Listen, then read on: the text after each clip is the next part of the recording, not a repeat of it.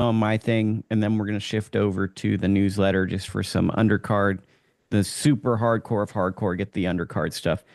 Callum Walsh, is he even on your radar? He's getting a lot of traction in the US. He's fighting for St. Patrick's Day in New York.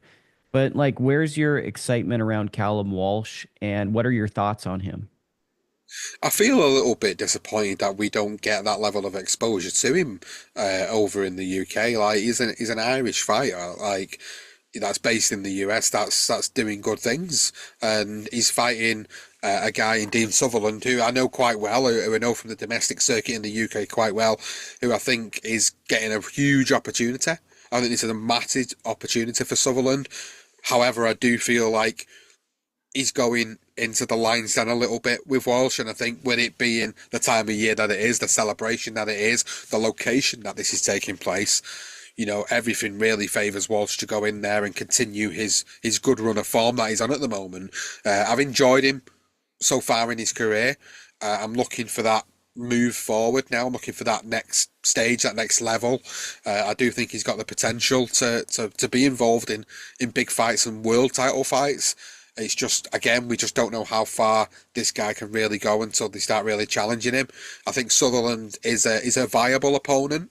He's got a great resume behind him.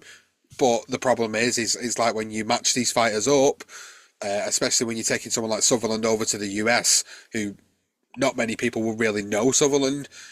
It's really difficult unless you know him to understand that actually he's going to maybe cause some problems early on for Callum.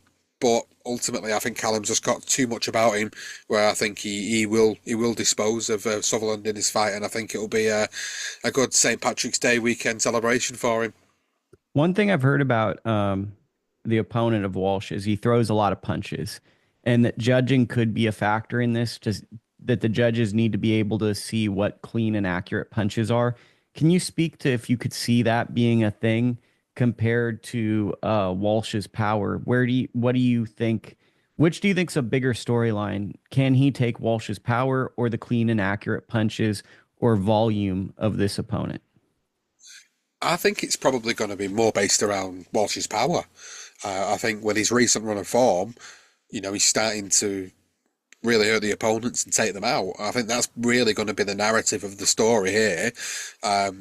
But you can't discount what you're saying at all. I think Sutherland does have a high volume punch output, but it's whether he's going to be allowed to execute that in this fight.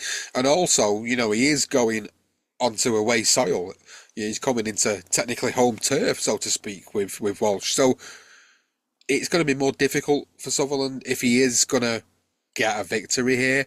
I think he'd have to go really above and beyond. He'd have to do a Calzaghe Lacey type performance to be able to really completely leave no, doubt that he's got the victory. I think that I know it's a comparison. I know it's a hell of a comparison to make, but that's genuinely how I would perceive it. I think he'd have to have that level of performance, that level of punch output, and clean work to be able to do it. But I think the story is based more around can Callum Walsh dispose of him, and how quickly can he do it?